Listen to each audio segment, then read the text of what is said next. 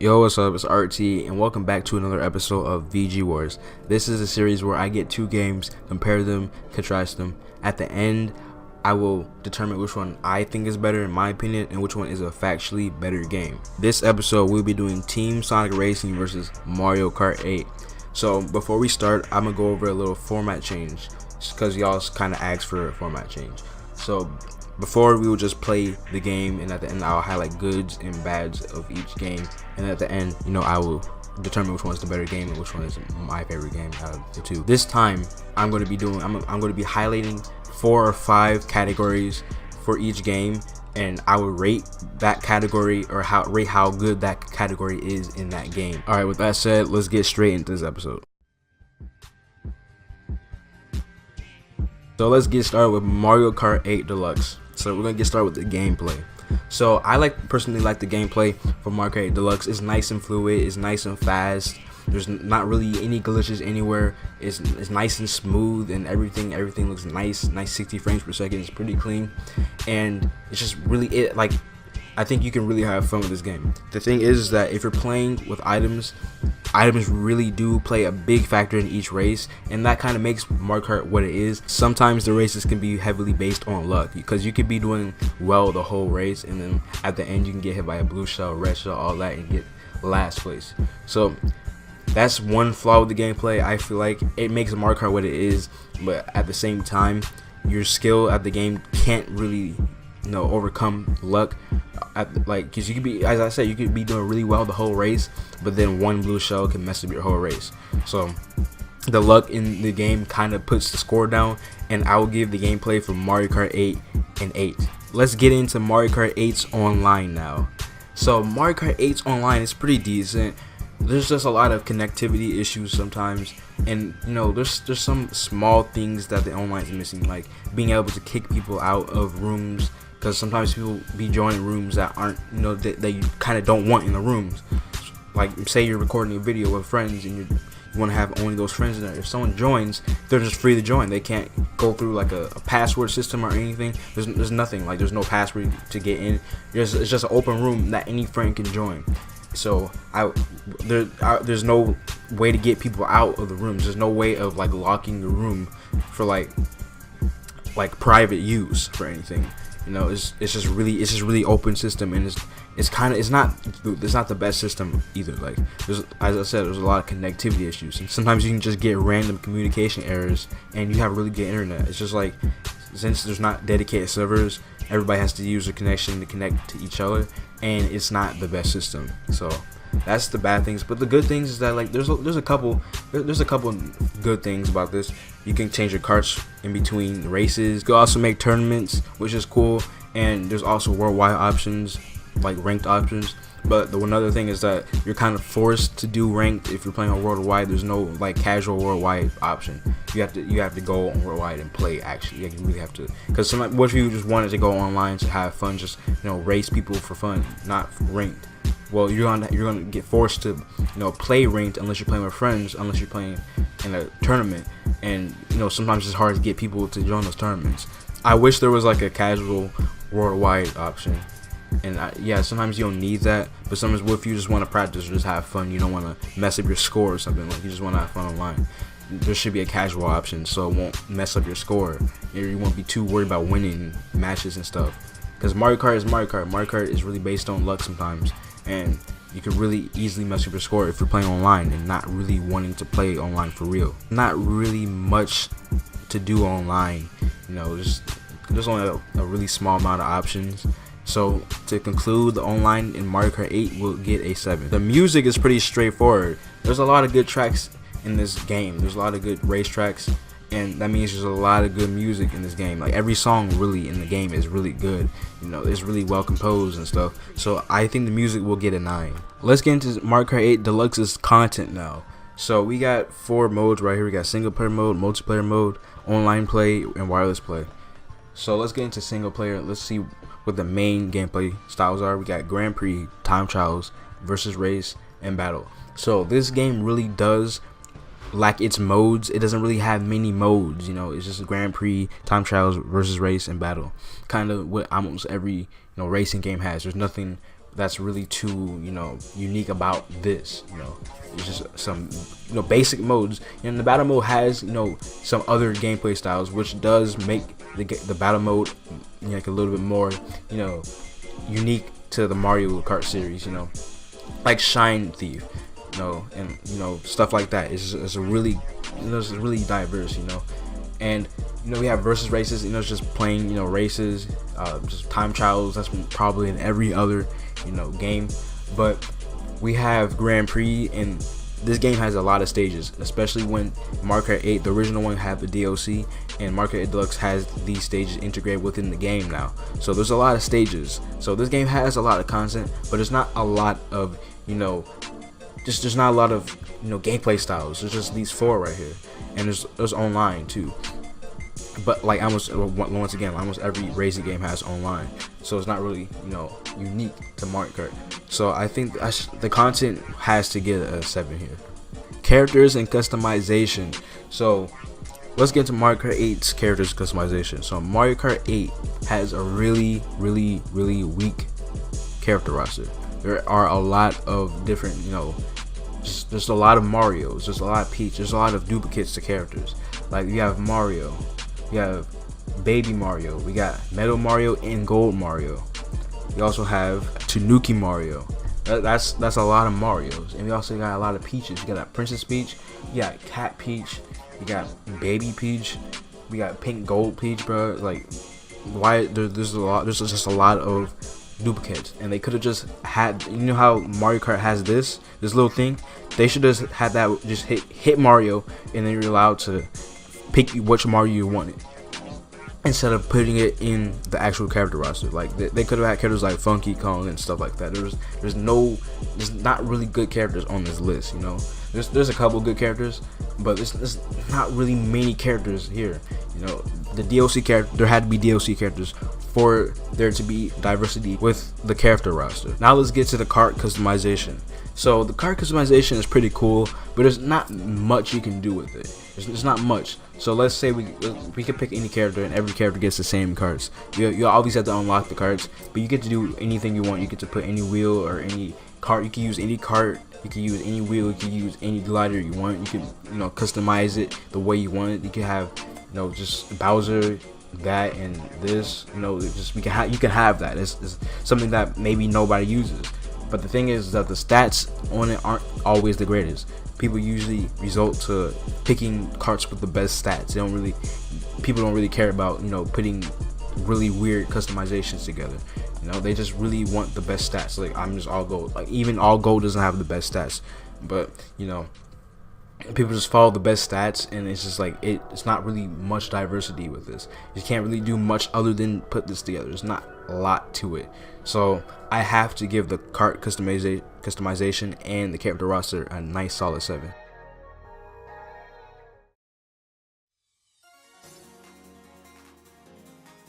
Now let's get to Team Sonic Racing's gameplay. So Team Sonic Racing's gameplay is really good. It feels nice. And I think with this team mechanic and everything, it adds diversity to how you play the game. Like they provide team play or solo play. If you don't like the team play, you can play the solo play. If you don't like solo play, you can play team play. It's not just one gameplay style in this game, and that's what I really liked about the gameplay on Team Sonic Racing. But there is a lot of weird, sketchy glitches and stuff like that. If you drive on a corner of a wall, you will flip over, and you can turn around and stuff like that, and it's really jank sometimes. So the gameplay will get a nice 8 from me. Alright, let's get to the online that Team Sonic Racing has. So I think the online is one of the strongest parts of this game. So let's get to matchmaking. We got matchmaking, we got quick play, team race, and standard. Notice that there's ranked and casual, so you don't have to go on and mess with your score. You can just go on to play for fun. And also we have create custom lobby. So I think this is better than Mario Kart 8's custom lobby. So basically, when you create a custom lobby, you can pick your tracks. You can set up a race and manage teams. So that's what I like about this. You can switch between a solo race and a team race. You can manage your teams. You can put any team together if you want to. So you can go to manage teams, and say you have if you have a full room, you can literally put any team you want up together. That's nice. That's a really nice feature. That's a really nice feature. And race setup. This game has a lot of content, so it can either be a team race or standard race. Like I said, you can change the difficulty of the race. You can change the amount of teams, so you can have more people on a team if you want. You can have 3, 4, or 6 people on the team. And there's rules. There's regular, there's lightning race, there's King of the Hill, vampire race, and rocket race, and boost race. And there's Grand Prix too. So there's a lot of things you can. There's a lot of modes. There's a lot of options on this online.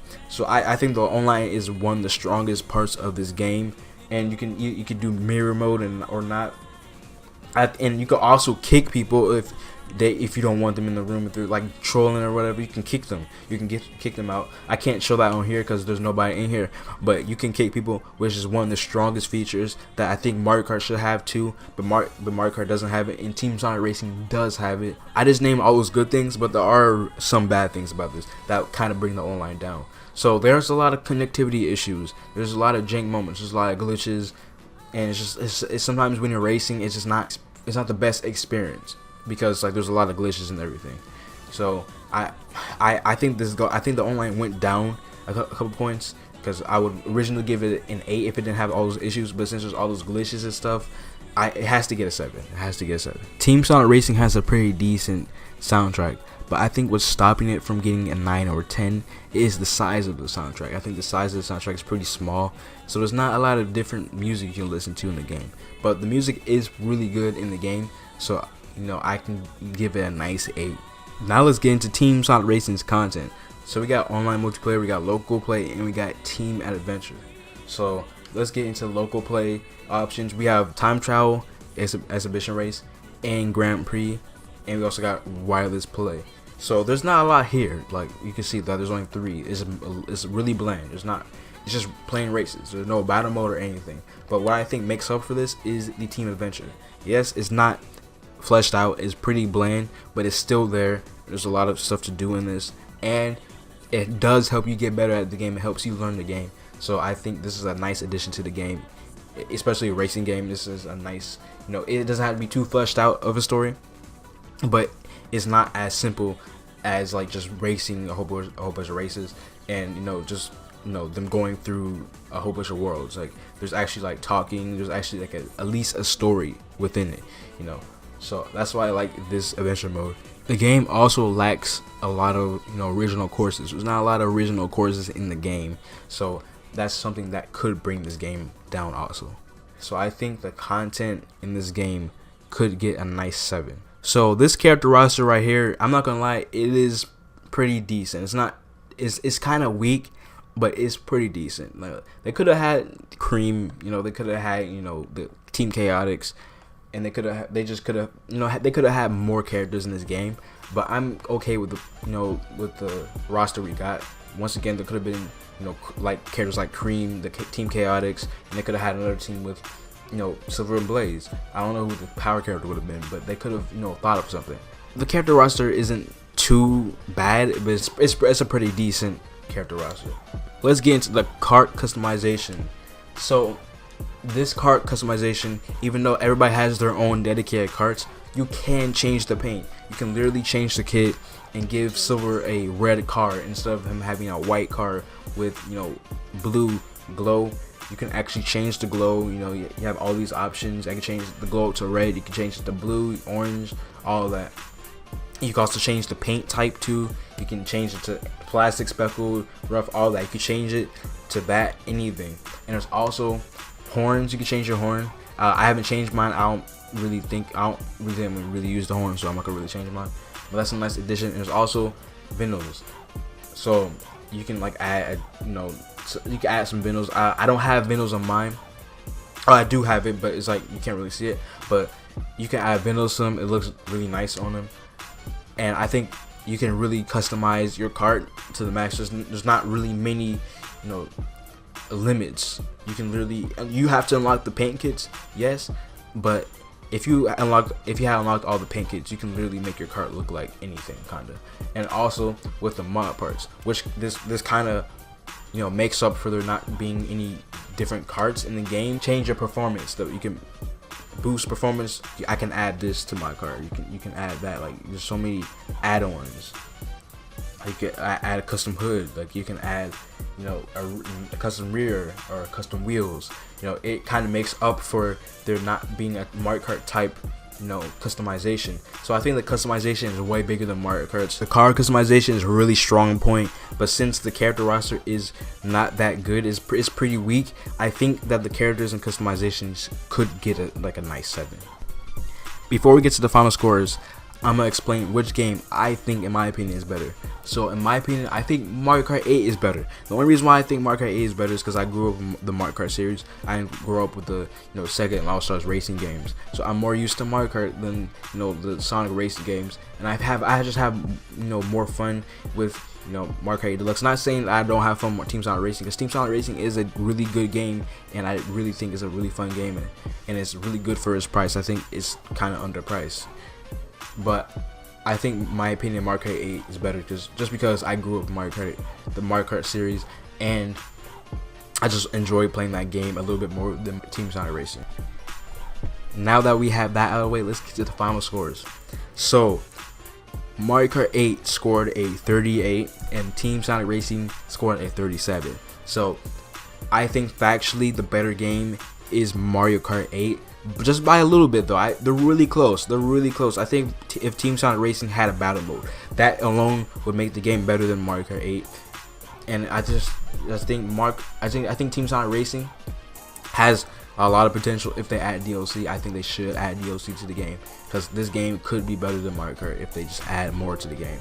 So yeah, that's gonna do it for this video. Thank you guys for watching this video. Do you guys agree or disagree? Comment down below. If you guys enjoyed this video, remember to leave a like, subscribe if you're new. All the links in the description will be in the description below. I will see you on the next video.